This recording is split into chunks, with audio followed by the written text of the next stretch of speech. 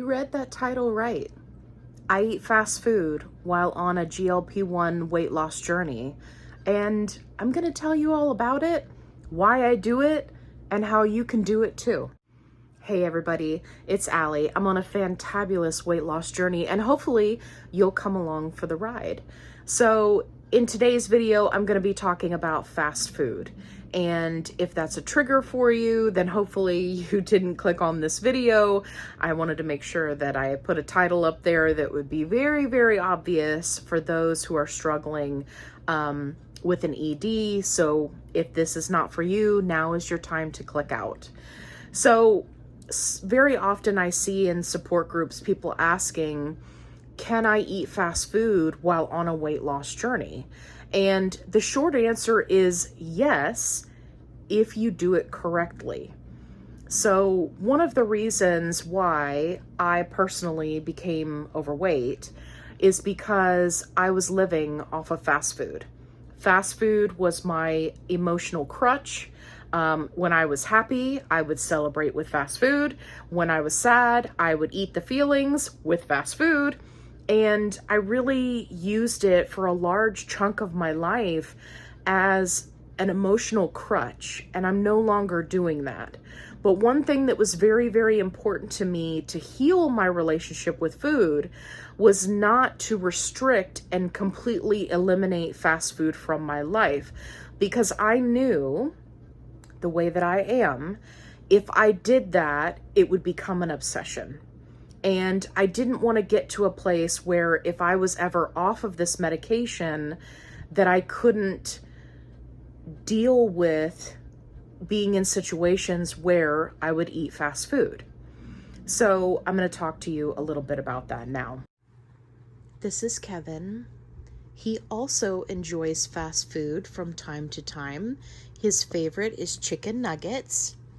And these are his teeths. He's like, Mom, don't record me when I'm sleeping. How inappropriate. All right, let's get back to business. So very early on in my GLP-1 journey, I decided that my relationship to food was very unhealthy.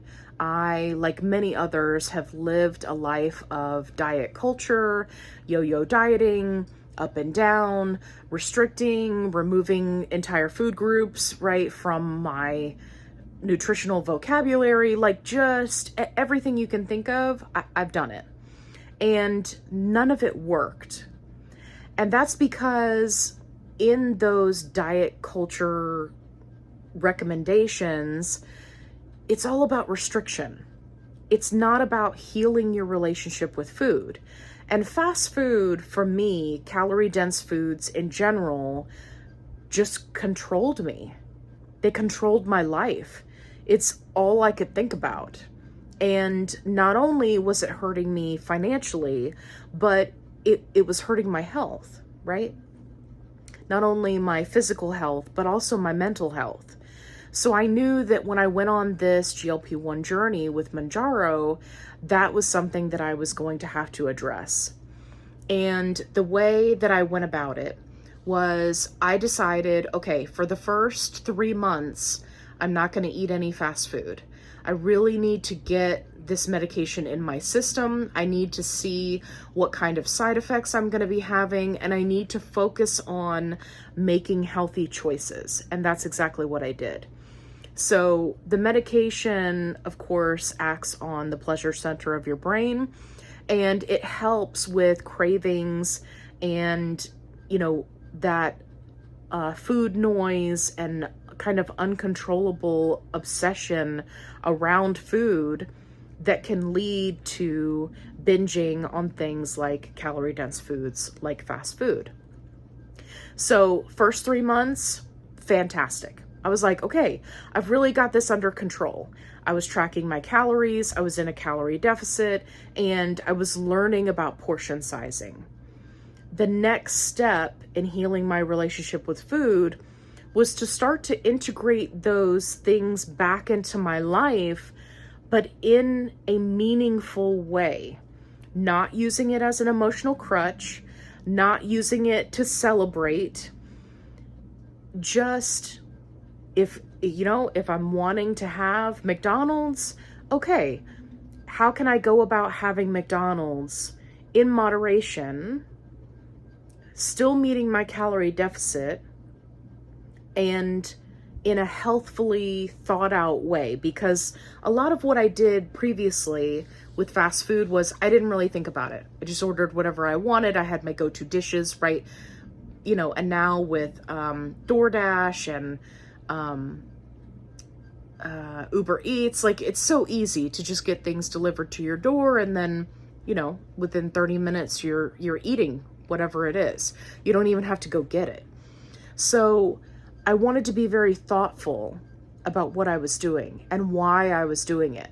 So in situations where I was stressed, sad, happy, I did not allow myself to eat fast food, because I didn't want to fall back into that unhealthy mindset of, this is my crutch, this is my happiness, this is what pulls me out of whatever stressful situation I'm in, right?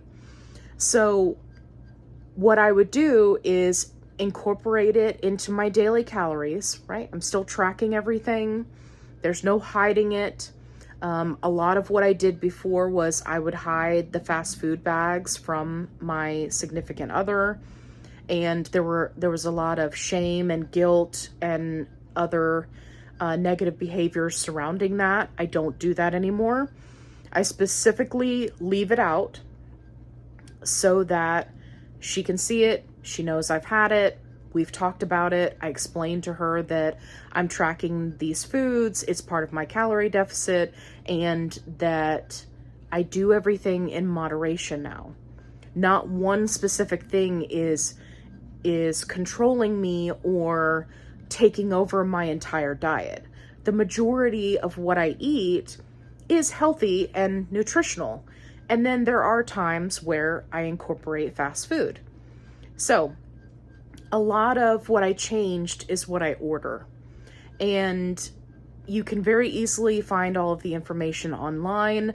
Whatever your favorite fast food place is, look for that option. One of the great things about taking a GLP-1 medication is that it can help you eat less. So instead of that, large size quarter pounder meal, Big Mac meal with the large fries and the large sugary drink, instead, what I do is I get a Happy Meal, or I'll get a double cheeseburger and a small fry and a diet soda, so that I'm not eating up all of my calories for the day. I still got to eat what I wanted, and with the help of the medication, I'm able to do that in a reasonable way so that I'm not overeating. And this has been huge for me. And I see people all the time in the support groups whenever somebody asks, like, can I eat fast food on this? And they're just like, oh yeah, I eat everything. I haven't changed my eating at all. I do not recommend that. I want to make that perfectly clear. I'm talking about once a week, maybe twice a week. And even then, when I do twice a week, I'm very cautious about that second fast food. So for example, this past week when I lost 2 pounds, one day I did have McDonald's, and then another day in that same week, I had Subway. So instead of ordering a 12-inch sandwich from Subway, the Italian is like my go-to sub, and slather it in mayonnaise, put all the toppings on it, right? Instead of doing that, now I get a turkey sandwich, I put a lot of vegetables on it. I don't do any mayo from the store. I put my own mayo on it so that I can measure how much goes on there. And I will even pick out some of the bread, because their bread is very thick. And sometimes I eat the whole 6-inch sandwich, depending on how hungry I am. Sometimes I don't. And I'm usually not eating something with it other than a drink. I'm not getting a bag of chips, right? It all depends on how it fits into your calorie deficit. And for me, a 6-inch sandwich is pretty much all I can eat at a meal. And then what I like to do is I'll switch it up for my next meal. So usually if I'm doing a fast food, it'll be lunchtime. And then for my next meal, I'll switch it up. So for dinner, I'll do a salad. Lots of veggies, lots of fiber, adding hemp seeds, adding chia seeds, right? Get that fiber in. And then that not only helps me to feel satiated, but it also gives you that kind of flip-flop of balance. Like you did something higher in calorie, higher in fat for lunch, and then you're going lighter for dinner so that you can get good sleep. So, and that works really, really well for me. The other thing I will do is if I'm going to have fast food, I plan it. I don't do it on a whim.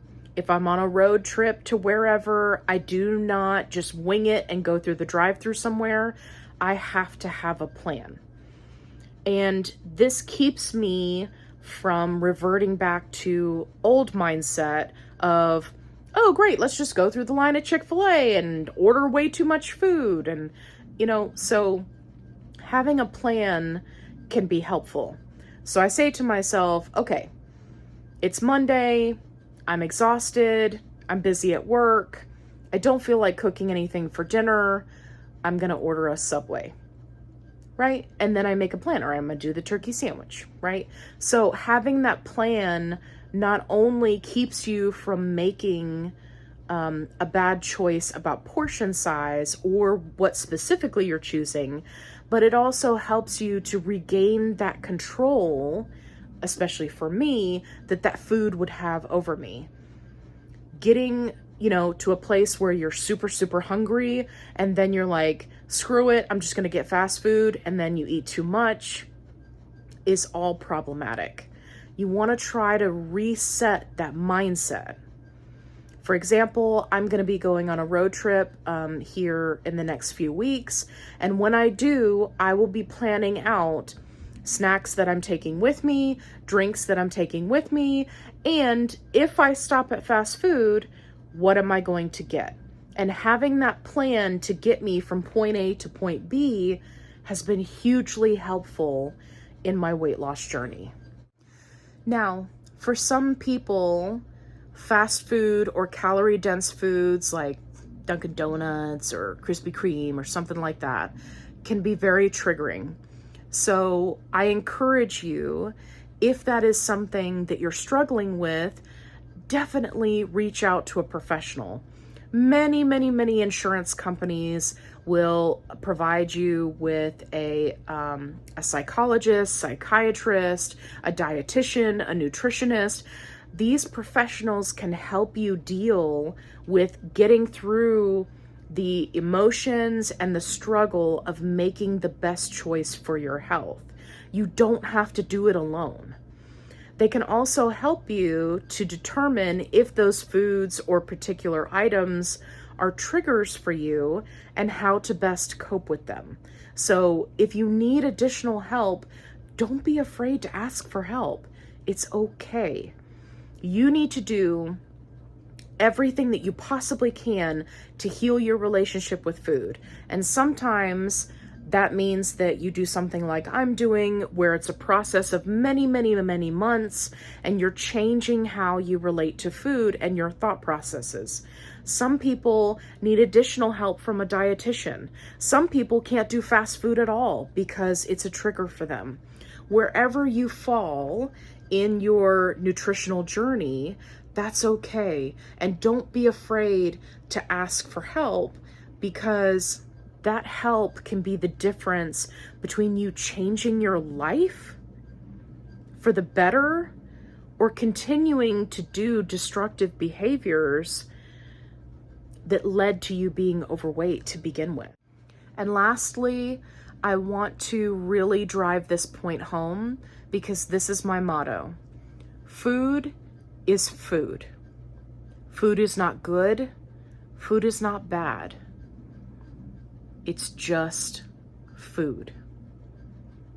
For many, many years, I used to tell myself, oh, I can't eat that cake because it's bad. Oh, I need to eat this salad because it's good. Food is not good. food is not bad. Food is just food. And when you take out all of the negative connotations surrounding it, it's not that fast food is bad. Now, when I think about fast food, I think about, okay, yeah, that McDonald's cheeseburger sounds really good. And I don't feel like cooking dinner tonight, so that would be convenient. And then I think, okay, let me track this and let's make a plan. So instead of getting this ginormous Big Mac, right, I'm going to get this little double cheeseburger and a small fry. And you can really change how you relate to food. It takes all of its power away. And when something doesn't have power over you, guess who has the power?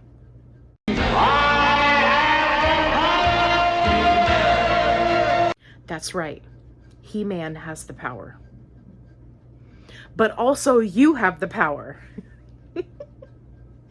Okay. I hope you found this video helpful. If you did, please give me a thumbs up. If you haven't already, subscribe. I'd love to have you along in the journey. Make sure you check out my other videos. I have other helpful videos, tips, tricks to help you along your weight loss journey. If you're looking for a positive-only support group, I've got you. The link is in the description box below. And as always, be kind, rewind.